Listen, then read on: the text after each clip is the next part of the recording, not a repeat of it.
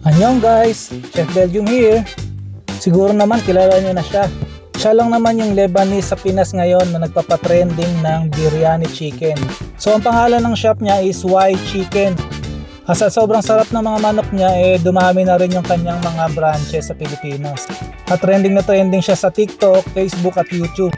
Kaya naman tayong mga OFW, kawawa naman tayo, hindi tayo nakakatikim ng mga trending food sa Pilipinas. Kaya ito, gagawa na lang tayo. Actually, madali lang talaga siyang lutuin at ito, ituturo ko sa inyo kung paano. Kaya naman itry nyo na rin itong recipe ko at I'm pretty sure na kahawig nito yung lasa niya. Tara, let's start!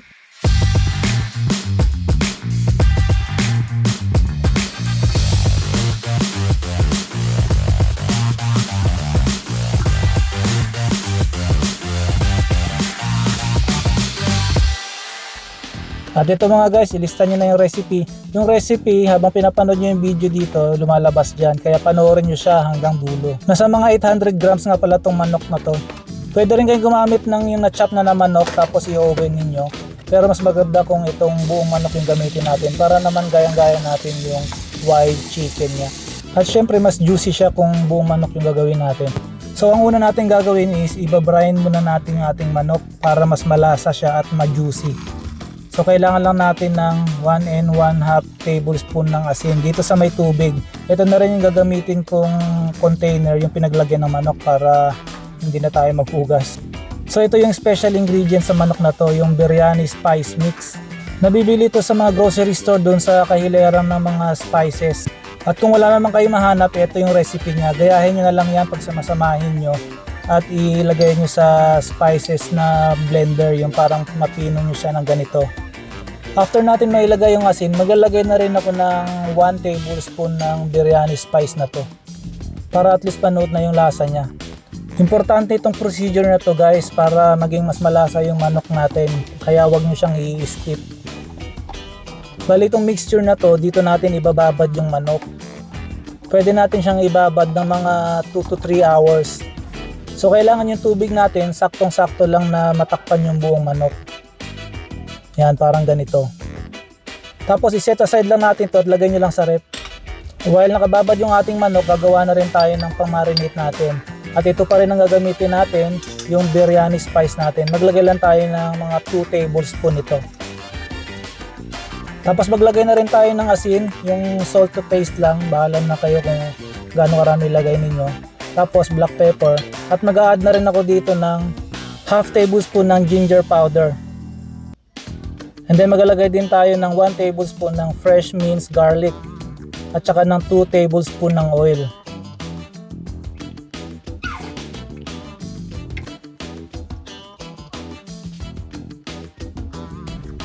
Maglalagay na rin ako ng 1 tablespoon na vinegar para sa may konting acid yung ating para medyo masim-masim ng konti. Pwede rin kayo maglagay ng lemon or wag na kalamansi, lemon o kaya vinegar. Tapos i-mekos mo lang din yan at i-set aside mo lang yan kasabay ng manok.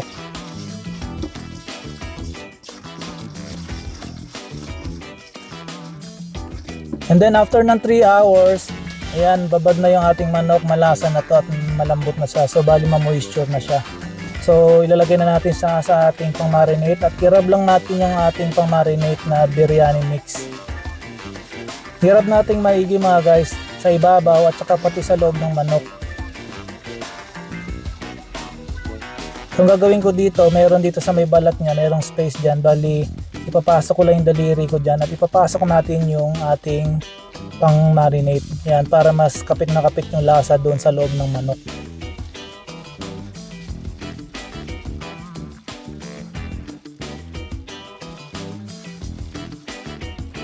So, i-marinate natin siya ng overnight. I suggest na overnight yung gawin niyo para mas malasa at mas masarap yung manok. Pero kung nagmamadali kayo, at least 3 to 4 hours pwede na.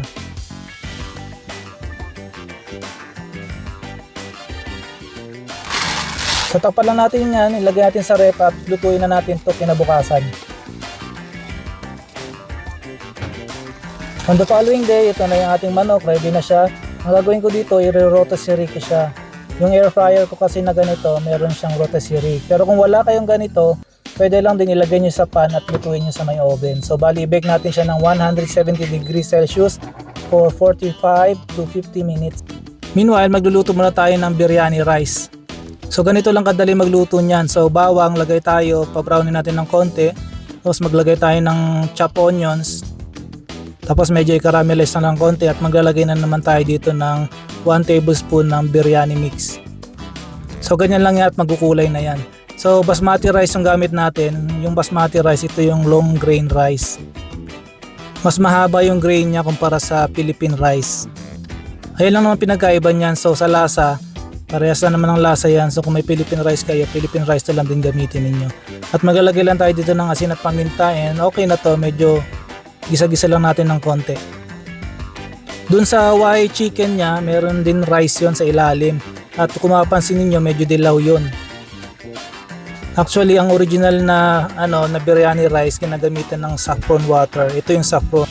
Ito lang naman yung one of the most expensive spices guys in the world. Ang 1 gramo nito nasa 10 grams siya. Ayan yung mga ginagamit sa Spanish paella. Kaya wag na kayo gumamit niyan. Kung gusto niyo mas madilaw yung kulay niya, gumamit na lang kayo ng turmeric powder. At ito na nga, luto na yung ating manok. Tignan niyo naman yung kulay. Saktong-sakto yung pagkakaluto natin. Itsura pala mukhang masarap na, di ba? So kaya mga guys, i-try niyo na yung recipe na to at perfectin niyo na at i-share niyo na sa mga friends ninyo. Para hindi na rin kayo pumila sa pagkahaba-habang pila dun sa mga fried chicken branch niya. So ano pang hinihintay, di mumukbangin ko na to. Hindi ko na kailangan umuwi ng Pinas para matikman lang yung chicken na yan, di ba? So try na natin. Grabe na amoy guys, napakasarap. Talagang yung bahay namin nangangamoy ng biryani chicken. So kapag na-perfect nyo na yung recipe na to, pwede nyo na rin itong gayahin at pwede nyo rin gawing business to. Ang gawin niyo, tapatan nyo siya dun sa branch niya, magtayo rin kayo ng biryani chicken. Eh di ba ang pangalan ng chicken house niya is White Chicken? O hindi yung ipangalan nyo naman sa branch ninyo, Kasi Chicken. So ayan mga guys, thank you for watching. I hope nagustuhan nyo yung ating recipe at nag-enjoy kayo. And syempre, I hope may natutunan na naman kayo sa ating video for today. Kaya please subscribe to my channel, and meron nga rin pala akong TikTok at meron din akong Facebook page. So paki-follow nyo lang ako doon and paki-like na rin ng video. Annyeong mga guys!